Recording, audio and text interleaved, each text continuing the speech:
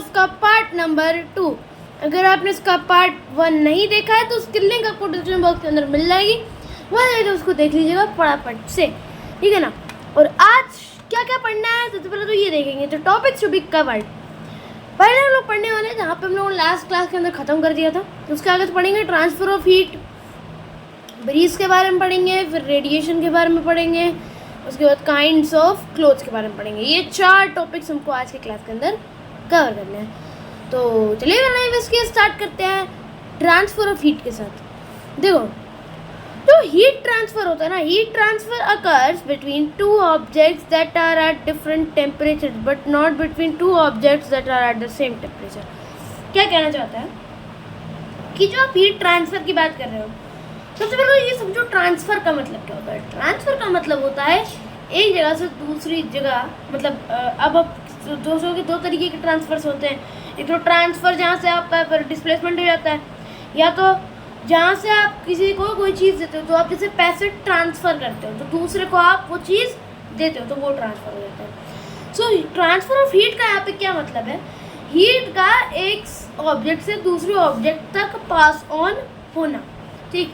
सो heat transfer occurs between 2 objects, ये 2 objects के बीच में हो सकता है, that are at different temperature. मतलब एक ऑब्जेक्ट ये है और एक ऑब्जेक्ट ये है, इसका टेम्परेचर 30 डिग्री सेंटीग्रेड, इसका टेम्परेचर 35 डिग्री सेंटीग्रेड। तो क्या होगा, टेम्परेचर डिफरेंस है, तो इसका मतलब यहाँ पर हमारा हीट ट्रांसफ़र होगा, but not between the 2 objects that are at the same temperature. लेकिन जब दोनों ऑब्जेक्ट सेम टेम्परेचर के हों तब ट्रांसफ़र ऑफ हीट नहीं होगा। मतलब ये 30 डिग्री सेल्सियस, ये भी 30 डिग्री सेल्सियस, जैसे ही सेम टेम्परेचर हुआ ट्रांसफ़र ऑफ हीट होना बंद हो जाएगा, ठीक है ना।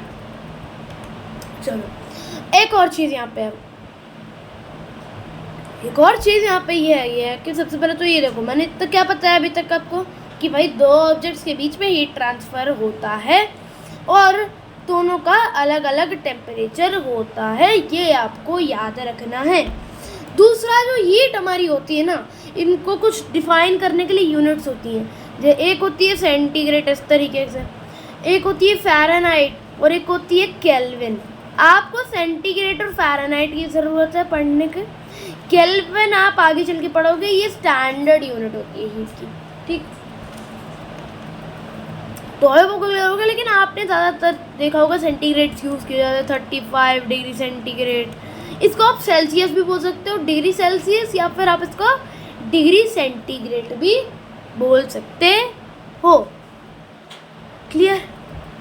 आई होप आपको क्लियर हो चुका होगा। Next, conduction. कंडक्शन की बात कर लेते हैं। सो कंडक्शन की अगर बात करें तो ये एक प्रोसेस होता है conduction is the process of heat transfer from a hotter to a cooler end of a body at different temperature which are in contact with each other. एक और चीज़ यहाँ पे नोट करने वाली है ट्रांसफर ऑफ हीट के अंदर, कि यहाँ पर जो हमारा ये ट्रांसफ़र होता है ना, हीट का जो हमारा ट्रांसफ़र होगा वो कहाँ से होगा, एक हॉट बॉडी, जो हॉट है बॉडी, मतलब जो बॉडी वो गर्म है, वहाँ से कहाँ जाएगी हीट, कोल्ड बॉडी पे। वहाँ से कोल्ड बॉडी को आपकी हीट ट्रांसफ़र होती है। जैसे किसी हॉट बॉडी का टेम्परेचर 100 डिग्री सेल्सियस है और हमारी कोल्ड बॉडी का टेम्परेचर 20 डिग्री सेल्सियस है, तो क्या होगा, हॉट बॉडी से कोल्ड बॉडी को हीट ट्रांसफ़र होगी, और जैसे ही इनका टेम्परेचर इक्वल हो जाएगा तो क्या होगा, ट्रांसफ़र ऑफ हीट होना बंद हो जाएगा। सिंपल, ठीक है ना। तो बात करें कंडक्शन की, सो conduction is the process of heat transfer from hot to a cooler end of a body at different temperature. मतलब कंडक्शन एक ऐसा प्रोसेस है जहाँ पे हीट ट्रांसफर होता है from a hotter body to a cooler body at different temperature which are in contact with each other. Contact का क्या मतलब है यहाँ पे, कि वो आपस में कॉन्टैक्ट में होने चाहिए, ठीक है ना, कॉन्टैक्ट में होने चाहिए, ठीक। दूसरा point, conduction can occur in solids. Conduction जो है वो सिर्फ सॉलिड्स के अंदर होती है, ठीक। तो कंडक्शन क्या होता है, ये एक प्रोसेस होता है ये ट्रांसफ़र का, जहाँ पर हॉटर बॉडी से कूलर बॉडी को एक डिफरेंट टेम्परेचर पे हीट ट्रांसफ़र होती है, और जो कि एक दूसरे के कंटैक्ट में होने चाहिए, और वो सब्सटेंसेस भी कैसे होने चाहिए, हमारे सॉलिड होने चाहिए। Next, there are two types of materials. देखो यहाँ इस कंडक्शन के मामले में दो टाइप के मटेरियल्स होते हैं हीट ट्रांसफ़र के मामले में। एक होते हैं हमारे कंडक्टर्स ऑफ हीट और एक होते हैं हमारे इंसुलेटर्स। सो कंडक्टर्स क्या होते हैं भाई, अपने एक चैप्टर होता है इलेक्ट्रिसिटी एंड सर्किट्स, क्लास 6 के अंदर भी आपने पढ़ा होगा। उसके अंदर आपको बताया जाता है कंडक्टर क्या होते हैं, जो अपने अंदर से इलेक्ट्रिसिटी को पास होने देते हैं। इंसुलेटर कौन होते हैं, जो हमारे में से हमारी जो भी ऑब्जेक्ट है उसके अंदर से हीट या इलेक्ट्रिसिटी को पास नहीं होने देते हैं। तो बस उसको हीट में चेंज करना है क्या, कि ऐसे मटेरियल्स जो हीट को अलाउ करें, हीट को पास करना अलाउ कर दें, और इंसुलेटर्स ऑफ हीट जो हीट को पास करना ना अलाउ करें। बस सिंपल है, यही है। चलो फिर नेक्स्ट प्रोसेस होता है कन्वेक्शन। देखो ट्रांसफर ऑफ हीट के लिए अगला प्रोसेस है convection. So convection is a method of heat transfer that occurs when a fluid like air or water moves away from a heat source carrying energy with it। देखो convection क्या होता है, ये एक ऐसा हीट मोड होता है heat transfer का, जहाँ पर जैसे फ्लूइड्स है, एयर्स है, वो एयर है, वाटर है, अभी कांटेक्ट में तो है, लेकिन क्या ये मतलब सॉलिड है, नहीं ना, सॉलिड तो है नहीं।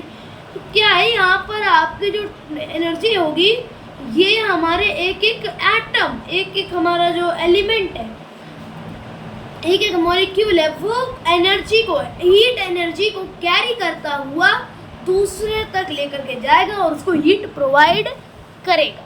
ठीक। और क्या होता है भाई, कन्वेक्शन हमारे सिर्फ लिक्विड्स और गैसेस के अंदर हो सकती है। एग्जाम्पल देखते हैं। आपने देखा होगा जब भी आग जलाई जाती है ना, जैसे आपने बॉन फायर जलाई, बॉन फायर आपको पता तो होगी ना, बॉन फायर क्या होती है, ये वाली है ना, जिसमें लकड़ियों को लिया जाता है, जिसके अंदर लकड़ियों को लेकर के जलाया जाता है। ठीक है ना, बीच में हमारा कुछ फ्यूल डाला जाता है, उसके ऊपर हमारे हम इसको जला दिया जाता है, वो हमारी क्या कहलाती है, बॉन फायर। अब जब भी आपने देखा हो कहीं भी आग जल रही हो, बॉन फायर जल रही हो, तो क्या होता है, वहाँ से हीट निकल रही होती है। अब ये बताओ, क्या कोई वहाँ पे सॉलिड चीज़ है, नहीं, कोई सॉलिड चीज़ तो है नहीं, और वहाँ पे हीट ट्रांसफ़र कैसे हो पा रहा है, फिर हीट ट्रांसफ़र कैसे हो पा रही है, ड्यू टू कन्वेक्शन। क्योंकि जो कन्वेक्शन होती है वो लिक्विड्स एंड गैसेस के अंदर होती है।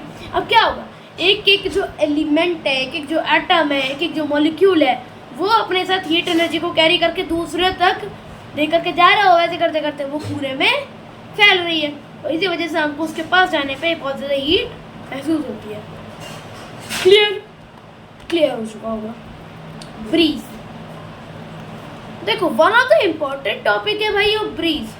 देखो तो ब्रीज इज अ मॉडरेट और माइल्ड विंड। देखो जो विंड आपने सुना होगा, विंड क्या होता है, विंड मतलब तेज हवा चलना, ठीक है ना, ब्रीज का मतलब तेज हवा चलना, विंड मतलब विंड का मतलब होता है, ठीक, तेज हवा चलना, और ब्रीज का मतलब क्या होता है, ठंडी ठंडी और मॉडरेट लेवल की हवा चलना, ठीक, वो हमारी ब्रीज कहलाती है। That occurs when air moves from an air of higher pressure to an area of lower pressure।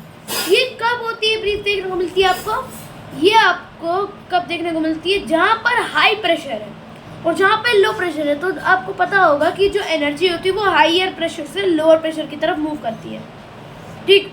तो क्या है, जो हमारी विंड होगी वो हाइयर प्रेशर से लोअर प्रेशर की तरफ मूव करेगी, और हमको ब्रीज के फॉर्म में वो महसूस होगी, ठंडी ठंडी हवा आएगी, ठीक है ना, वो आपकी क्या कहलाती है, ब्रीज कहलाती है।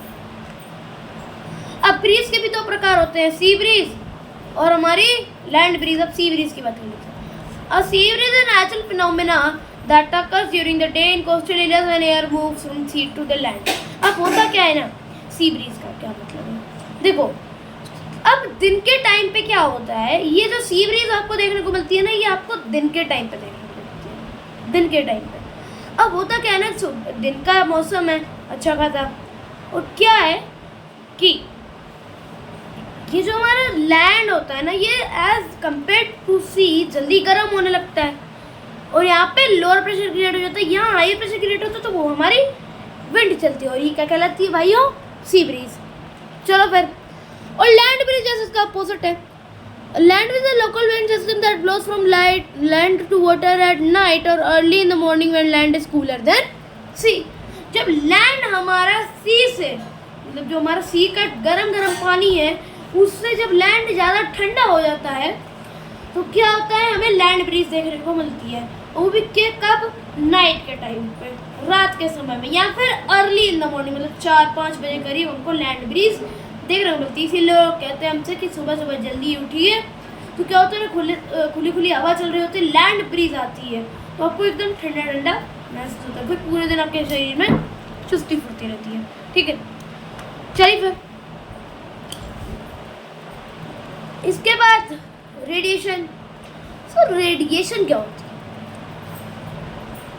Radiation is a method of heat transfer that doesn't require a medium like air और liquid. Instead heat is directly pass from a hotter object to a cooler object through thermal emission in the form of waves.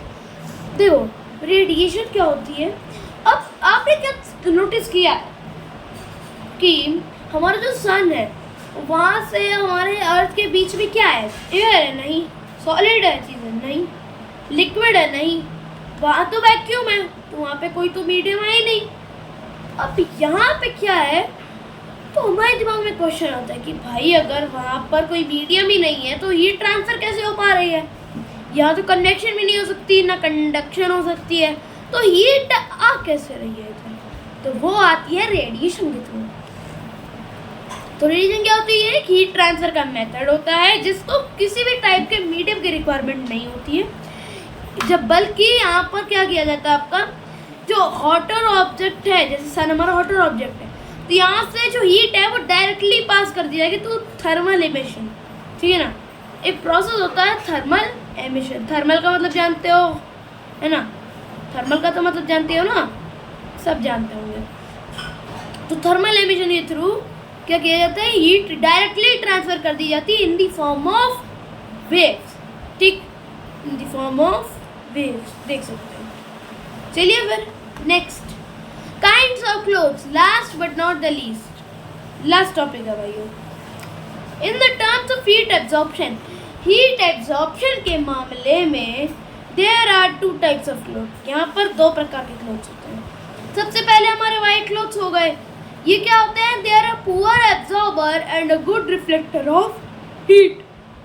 And हमारे जो black clothes होते हैं, they are a good absorber and a poor reflector of heat. अब यहाँ पे क्या कहने का मतलब है कि हीट एब्जॉर्प्शन के मामले में यहाँ पे 2 टाइप के क्लोथ्स होते हैं। एक तो वाइट कलर्ड क्लोथ्स होते हैं। वाइट कलर्ड मतलब जिन पे सफ़ेद रंग होता है, या फिर लाइट कलर्स होते हैं। ठीक है ना, मैंने वाइट इसलिए लिखा है क्योंकि वो डायरेक्टली इनडायरेक्टली सफ़ेद टाइप के होते हैं।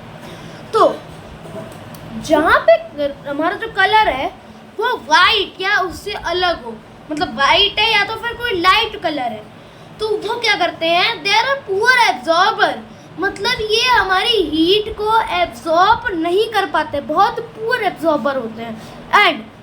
And a good reflector. Good reflector का मतलब जो हीट जितनी भी इनके पास आएगी उसको रिफ्लेक्ट कर देंगे। ठीक, और ब्लैक क्लोथ इसका जस्ट ऑपोजिट।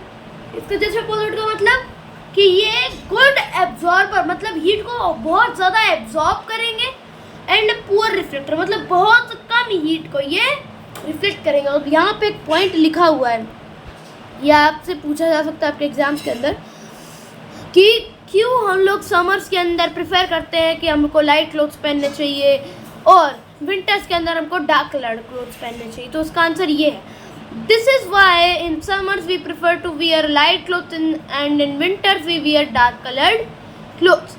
समर के अंदर क्या होता है भाई, गर्मी ज़्यादा होती है, तो हमको क्या चाहिए, गुड रिफ्लेक्टर चाहिए जिससे हमको हीट कम एब्जॉर्ब करनी पड़े। तो वो क्या होगा भाई, वाइट क्लोथ पहनो, लाइट कलर क्लोथ्स पहनो। और ब्लैक में क्या होता है, सर्दियों के टाइम में आपको ठंडी बहुत ज़्यादा लग रही होती है तो आपको हीट की ज़रूरत होती है, तो ब्लैक क्लोथ्स क्या करते हैं, उस सारी की सारी हीट को एब्जॉर्ब करते हैं, ठीक है ना, एब्जॉर्ब करते हैं और जो हीट है उसको अपने अंदर से एस्केप नहीं करने देते, सारी की सारी हीट को ये एब्जॉर्ब कर लेते हैं। ठीक, तो यही हमारा इसका आंसर। चलिए फिर